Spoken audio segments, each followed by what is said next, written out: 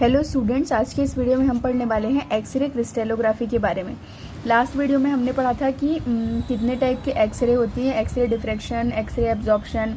उसके बाद हमने ओरिजिन ऑफ एक्सरे, एक्सरे कैसे जनरेट होता है वो पढ़ लिया था। एंड फिर हमने देखा था कि क्रिस्टल्स क्या होते हैं, किस तरीके से एक्सरे जो है हेल्प करता है किसी भी क्रिस्टल का स्ट्रक्चर को डिटरमाइन करने के लिए। ठीक है, नेक्स्ट टॉपिक है हमारा एक्सरे क्रिस्टलोग्राफी। तो ये जो टर्म है क्रिस्टलोग्राफी, ये निकला हुआ है किसी भी क्रिस्टल स्ट्रक्चर से। ठीक है, तो एक्सरे जो है वो किसी भी क्रिस्टल के स्ट्रक्चर के डिटर्मिनेशन के लिए यूज़ किया जाता है। एक्सरे क्रिस्टलोग्राफी से क्या मतलब है?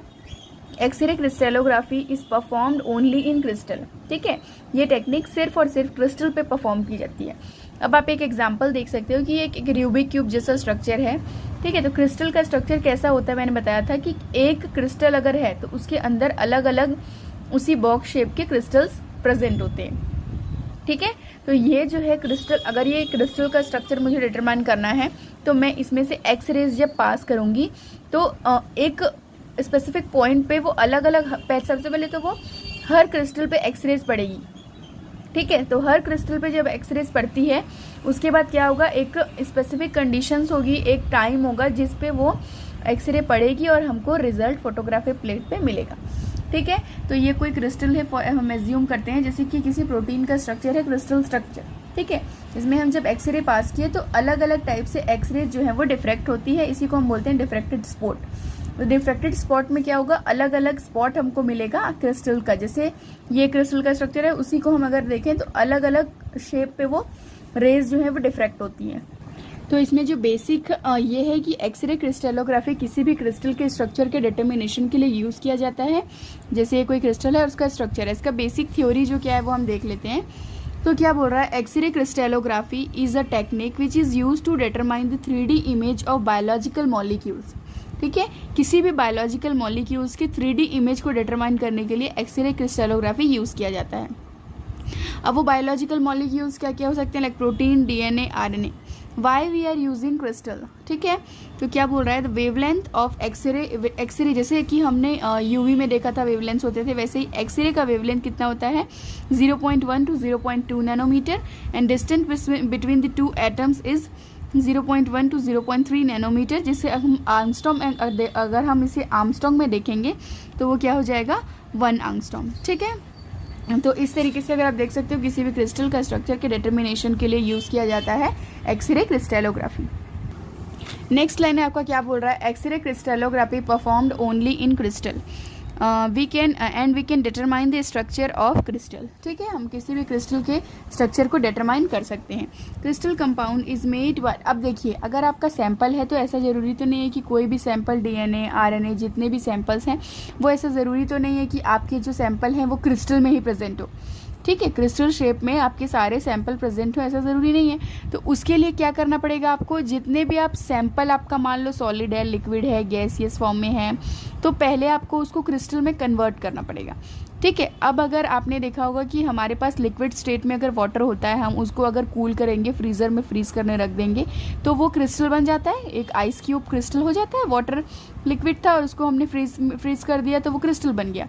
उसी के अलावा अगर आप कंडेंसिंग करोगे, कंडेंसिंग करने से भी आप क्रिस्टल बना सकते हो।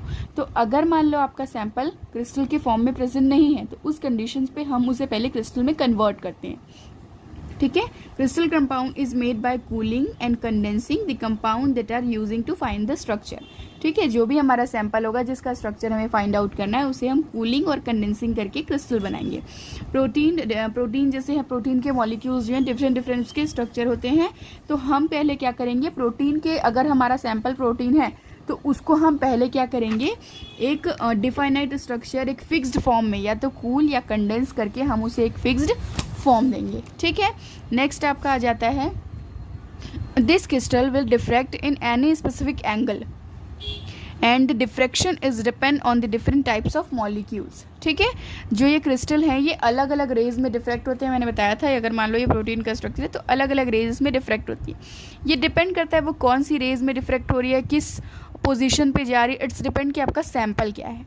ठीक है, we will get the data by diffraction. जो ये डिफ्रैक्शन है, ये जो फोटोग्राफिक प्लेट पे हमको जो डाटा मिलेगी डिफ्रैक्शन के, इसके बेसिस पे हमको अपना रिजल्ट मिल जाएगा कि क्रिस्टल का स्ट्रक्चर कैसा है। ठीक है, अब देखिए नेक्स्ट क्या बोल रहा है आप लोगों का, नेक्स्ट अगर आप ऐसे देखें तो ये कोई क्रिस्टल है, उसका स्ट्रक्चर है रूबिक क्यूब, उसके अंदर भी क्रिस्टल प्रेजेंट है। तो अगर हम बात करें कि ये तो है, तो क्रिस्टल की लेंथ हो जाएगी।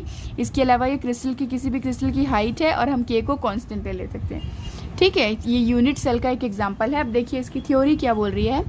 The x ray crystallography is a tool use to determine the atomic and molecular structure of crystal. किसी भी क्रिस्टल का atomic and molecular structure determination के लिए यूज़ किया जाता है x ray crystallography. The underline principle is that crystalline atom causes a beam of the x ray and diffracted into many specific direction. ठीक है, तो जो क्रिस्टल है वो अलग अलग डायरेक्शन में क्या होता है, डिफ्रैक्ट होता है। By measuring the angle and intensity of these refracted beams, the crystallography can produce a 3D picture of the density of electrons within the crystal. अब देखिए, अगर ये क्रिस्टल है, ठीक है, इसका 3D इमेज हम देखेंगे तो एक बॉक्स शेप का रूबिक क्यूब जो होता है वो आप इमेजिन कर सकते हो। तो जब आप इस क्रिस्टल को लेकर जाओगे और उस पर से एक्सरेज पास करोगे, तो एक्सरे क्या होगी, सारे एक एक क्रिस्टल से डिफ्रैक्ट होगी, and in a particular time वो एक क्रिस्टल पे आके आपको उस डिफ्रैक्टेड रे पे आपको फोटोग्राफिक प्लेट पे वो आपका ग्राफ दे देगी। द मेथड इज, नेक्स्ट क्या बोल रहा है, the method is revealed the structure and function of many biological molecules including vitamins, drug, protein, nucleic acid such as DNA. तो जितने ये सैंपल्स होते हैं, जनरली एक्सआरडी हम बायोलॉजिकल जो सैंपल होते हैं, डीएनए, प्रोटीन, कार्बोहाइड्रेट, विटामिन्स, उसके स्ट्रक्चरल डिटर्मिनेशन के लिए हम क्रिस्टल के स्ट्रक्चरल डिटर्मिनेशन के लिए हम यूज़ करते हैं XRD. And recent advance image reconstruction is the technology have to made X-ray crystallography to determine the structure and analysis of much larger and complex structure। तो जितने भी कॉम्प्लेक्स स्ट्रक्चर्स हैं, ठीक है, रिसेंटली ये रिसर्च हुआ है कि जितने भी कॉम्प्लेक्स स्ट्रक्चर्स हैं, प्रोटीन, विटामिन्स, वायरस वगैरह के, उसके डिटर्मिनेशन के लिए एक्सरे क्रिस्टेलोग्राफी जो है वो यूज़ की जाती है। नेक्स्ट आ जाता है आपका इसी में स्ट्रक्चरल एनालिसिस ऑफ क्रिस्टल। अब डिटर्मिनेशन आप करते किस तरीके से हो, तो पहला मेथड आ जाता है आपका जो कि इंपॉर्टेंट है, रोटेटिंग क्रिस्टल मेथड। क्या बोल रहा है, this method is developed by Shichbold is 1919 and Pelani in a perhaps of most widely use for the method of the study of crystal structure. ठीक है, ये इन साइंटिस्ट के द्वारा जो है ये किया गया है, जिसमें हम इन्होंने डेवलप किया, जिसमें हमने किसी भी क्रिस्टल का स्ट्रक्चर पता कर सकते हैं। क्या बोल रहा है, इस मेथड में आपको क्या करना पड़ेगा, in this method a beam of homogeneous x ray is allowed to penetrate the small crystal at a right angle. ठीक है, तो हम एक्सरेज पास करेंगे किसी एक बीम ऑफ, मतलब हमारा जो बीम ऑफ एक्सरे है वो पास होगा किसी एक क्रिस्टल से, और वो उसे पेनिट्रेट करेगा और हमको फोटोग्राफिक प्लेट पे रीडिंग देगा। ठीक है, the crystal bring rotate around the axis of parallel to the crystalline axis. During the rotation the crystal of various plane come and successively the suitable positions of the diffraction occur and corresponding spot are observed। Simply आप समझिए क्या होता है, for example ऐसा आप assume करिए ये आपके सैंपल्स हैं, ठीक है, ये दो जो हैं वो आपके सैंपल हैं, आपने इसमें इंसिडेंट एक्सरे पास की, ठीक है, ये सैंपल आपका, सैंपल में आप जैसे ही एक्सरे पास करते हो, तो हमने बताया कि क्या होगा, ये एक्सरे से जैसे ही हम जो एक्सरे मतलब सॉरी ये क्रिस्टल से हम जैसे ही एक्सरेज पास करते हैं तो ये क्या होगा, यहाँ से डिफ्रैक्ट हो जाएगा। ठीक है, अब हम जान रहे हैं जो हमारा सैंपल है उसका स्ट्रक्चर कैसा है, क्रिस्टलाइन। ठीक है, तो जब ये क्रिस्टल स्ट्रक्चर से जैसे ही एक्सरे हम पास करते हैं तो ये क्या होती है, डिफ्रैक्ट हो जाती है, डिफ्रैक्टेड रे, और एक पर्टिकुलर पॉइंट पे, एक पर्टिकुलर सर्टेन पॉइंट पे हमको वो क्रिस्टल फोटोग्राफिक प्लेट पे डिफ्रैक्टेड रे में, मतलब डिफ्रैक्ट जो रेज होती है वो हमको फोटोग्राफिक प्लेट पे स्पॉट के रूप में मिल जाती है।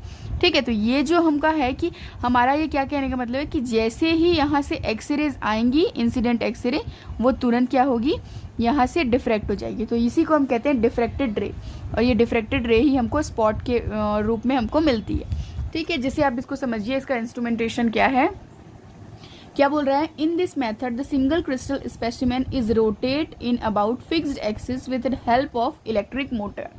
ठीक है, आपको मैं सिंपल डायग्राम से समझाती हूँ क्या होता है इसमें। देखिए इसमें क्या होगा, सिंपली ये जो है आपका एक इंस्ट्रूमेंटेशन जैसा पार्ट होता है। ठीक है, अब इसमें हम क्या कर देते हैं, ये इस तरीके का एक मतलब किसी भी क्रिस्टल को रखने के लिए एक समझ लीजिए हैंडल जैसा बना हुआ है। ठीक है। इस हैंडल में यहाँ पे क्या लगा हुआ होता है, इस चीज़ को रोटेट करने के लिए, जैसे इसको हम मैनुअली रोटेट कर सकते हैं, ठीक है। इसको आप ऐसे ऐसे घुमाओगे, अगर इसको मैनुअली आप रोटेट कर सकते हो, तो ये रोटेट करोगे अगर, तो ये चीज़ क्या होगी, राउंड एंड राउंड घूमेगी। ये राउंड घूमेगी तो इसके ऊपर ये हमारा सैंपल क्रिस्टल है, ठीक है। तो ये जो सैंपल क्रिस्टल है ये भी रोटेट होगा। हो सकता है कि ये आप मैनुअली करो, या यहाँ पे एक मोटर लगा हो जो इसको राउंड एंड राउंड घुमाए, ठीक है। तो क्या होगा, एक टाइम के बाद जब आप इसको घुमाते रहोगे, क्रिस्टल हमारा इसके ऊपर रखा हुआ है, तो क्या होगा कि ये क्रिस्टल रोटेट होते होते एक्सरेज को हम यहाँ से पास करेंगे। यहाँ पे लगा होता है कॉलीमीटर, यहाँ पे photographic film and deviated x ray, मतलब वो जो बाहर निकल जाएंगे, ठीक है। एक है डिफ्रैक्टेड एक्सरे, एक है डेविएटेड एक्सरे। तो जैसे ही हम इसको रोटेट करते हैं, क्रिस्टल को इसके ऊपर रख देते हैं, तो एक्सरेज आती है हर साइड पे, क्रिस्टल के हर साइड पे एक्सरे पड़ेगी, और फिर कुछ एक्सरे डेविएटेड एक्सरे बाहर निकल जाएगी, जिसको हम, डेविएटेड का मतलब होता है विचलित, जो बाहर विचलित हो जाएगी वो एक्सरेज बाहर हो जाएगी, और कुछ एक्सरेज जो इस क्रिस्टल से होकर गुजरेगी वो हमको रीडिंग दे देगी हमारे फोटोग्राफिक प्लेट पे। तो यही बेसिक प्रिंसिपल है रोटेटिंग क्रिस्टल मेथड का, कि जिसमें आप किसी भी क्रिस्टल को रोटेट करोगे मैनुअली या फिर किसी भी मोटर के थ्रू, और जब उस पर आप एक्सरेज पास करते हो तो कुछ एक्सरेज उससे डिफ्रैक्ट हो जाती है और कुछ डेविएटेड एक्सरे होती है जो बाहर निकल जाती है, ठीक है। उसी को क्या बोल रहा है, as a crystal rotate in the different set and parallel plane get position so that the Bragg's law follow, ठीक है। तो ये क्या करेगा, ब्रैग्स लॉ फॉलो करता है, जिसे हम बोलते हैं 2d sin theta is equal to n lambda, जो कि मैं आपको नेक्स्ट वीडियो में बताऊंगी। In this method the monochromatic beam of x ray is allowed to fall in the single crystal, ठीक है।